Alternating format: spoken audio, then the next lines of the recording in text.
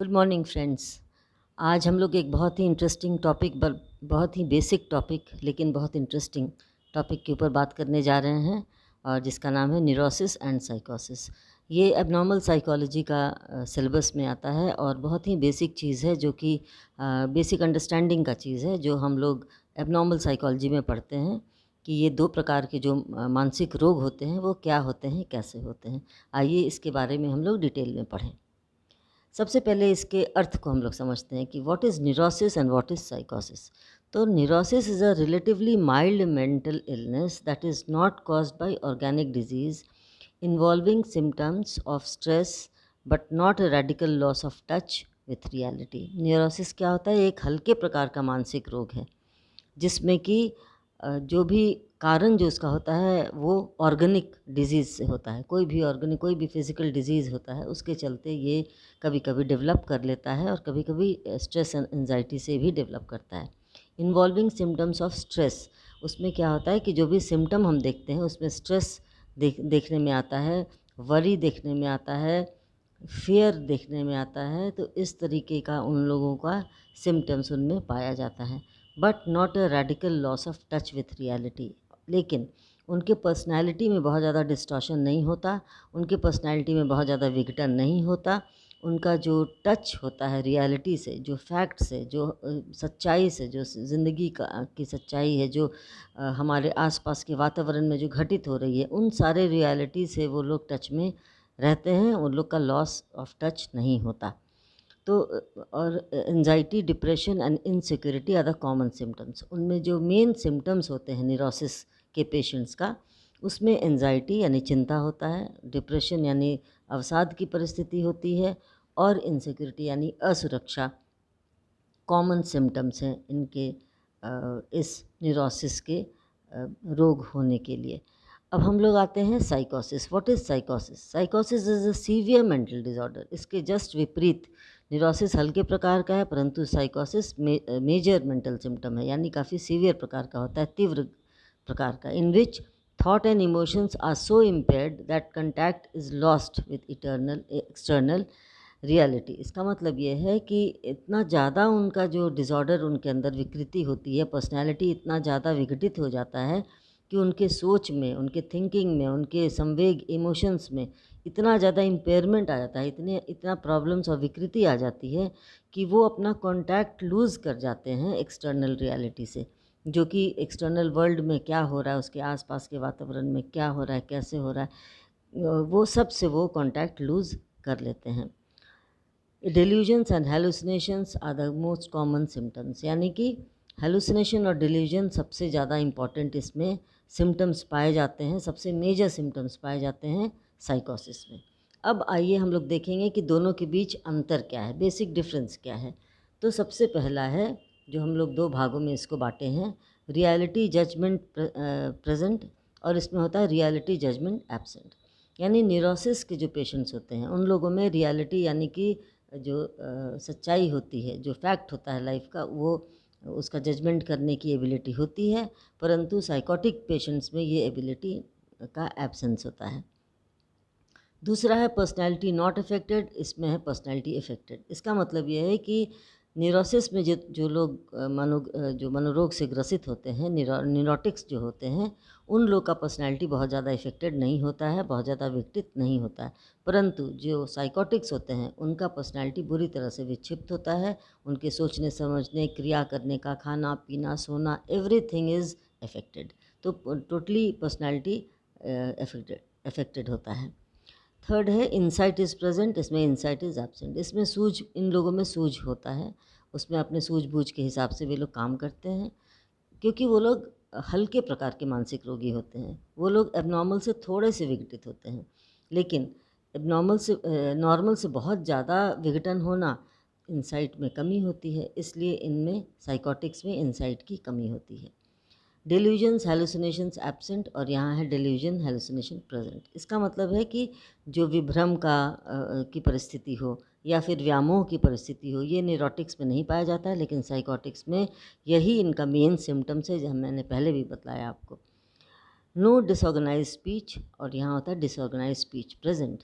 इसका मतलब है कि इनके बोलचाल में वाक दोष इनमें बिल्कुल नहीं पाया जाता है न्यूरोटिक्स में, परंतु ये वाक दोष साइकोटिक्स में पाया जाता है। चाहे तो वो बिल्कुल ही चुप रहते हैं, कुछ भी नहीं बोलते, या फिर बोलते हैं तो बिल्कुल इर्रेलेवेंट बातों को बोलते हैं, जिसका कोई भी असर या वो समझते भी नहीं है कि हम क्या बोल रहे हैं, क्यों बोल रहे हैं, किसको बोल रहे हैं, और दो सेंटेंस में आपस में कोई तालमेल भी नहीं हो पाता।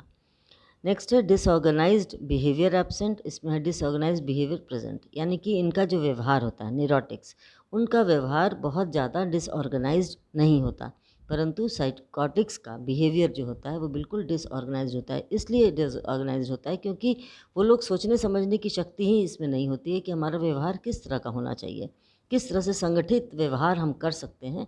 ये संगठित व्यवहार का कॉन्सेप्ट उनमें बिल्कुल ही ख़त्म हो जाता है।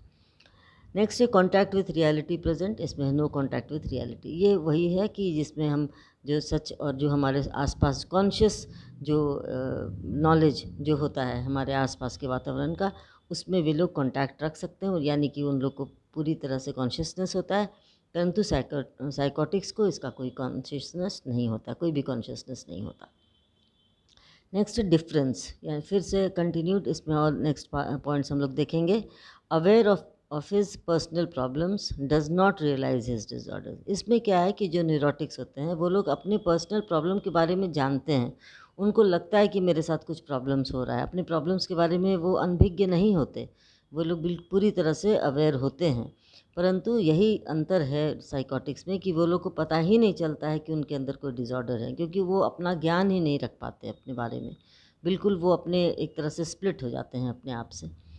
नो ऑर्गेनिक रीज़न, इसमें है ऑर्गेनिक रीज़न प्रेजेंट, यानी कि इसमें जो हमने बतलाया था पहले भी कि जो कारण होता है न्यूरोसिस का वो ऑर्गेनिक होता है, फिज़िकल होता है, परंतु साइकोटिक्स में ऑर्गेनिक रीज़न नहीं होता है।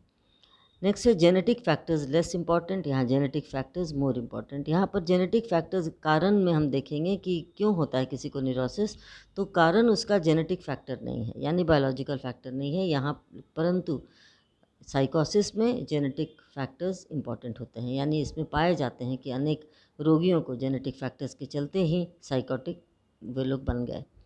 नेक्स्ट है इजी टू ट्रीट, यहाँ है डिफ़िकल्ट टू ट्रीट। ऑब्वियसली जब सिम्टम्स कम है, जब एबनॉर्मेलिटी कम है, जब पर्सनैलिटी में विघटन कम है, तो उनका हम लोग आसानी से ट्रीटमेंट कर सकते हैं। और परंतु साइकोटिक्स का चूँकि हर चीज़ बहुत तीव्र होता है, इंटेंस होता है, और उनका पर्सनैलिटी बुरी तरह से विघटित होती है, इसलिए उनके ट्रीटमेंट में काफ़ी डिफ़िकल्टी होती है, और it is a challenge for the doctors, for the psychiatrist कि उनका ट्रीटमेंट सही हो और वो लोग सुधर जाएँ।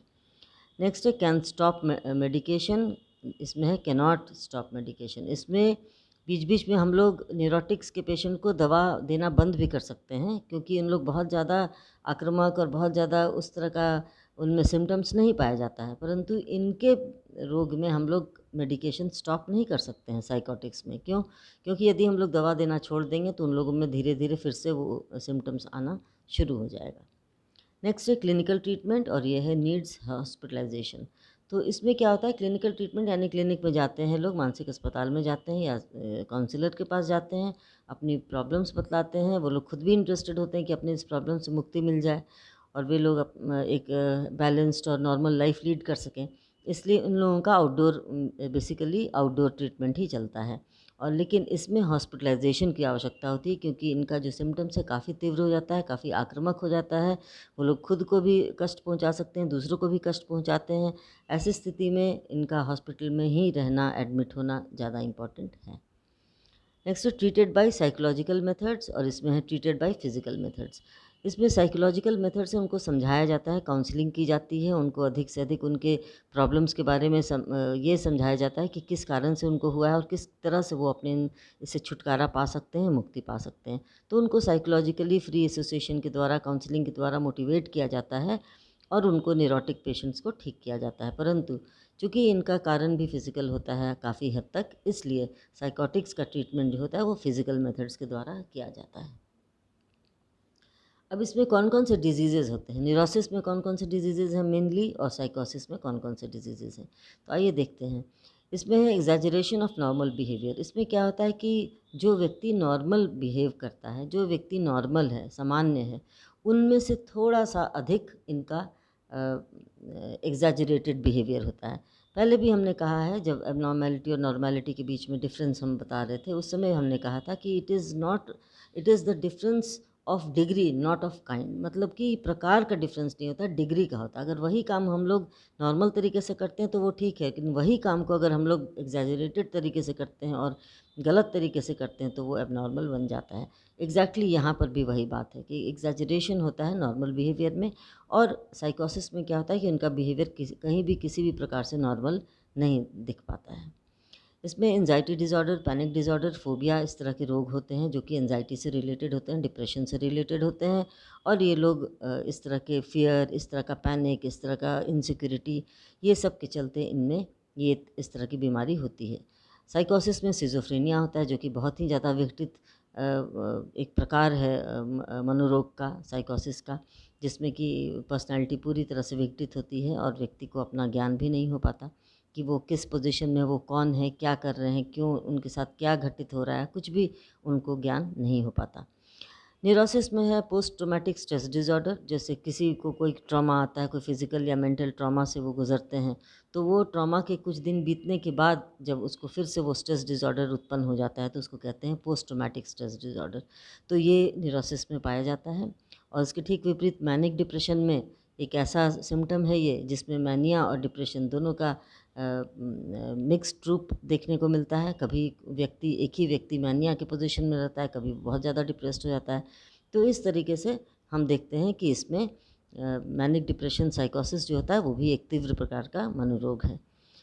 फिर हम ऑब्सेशन कंपल्शन न्यूरोसिस या फिर हिस्टीरिया, ये सब हम लोग देखते हैं जो कि न्यूरोसिस के अंतर्गत आता है।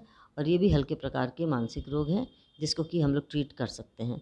और यहाँ आता है पैरानोआ, जिसमें full of delusions, full of hallucinations और ये स्थिति होती है, कन्फ्यूजन की स्थिति होती है।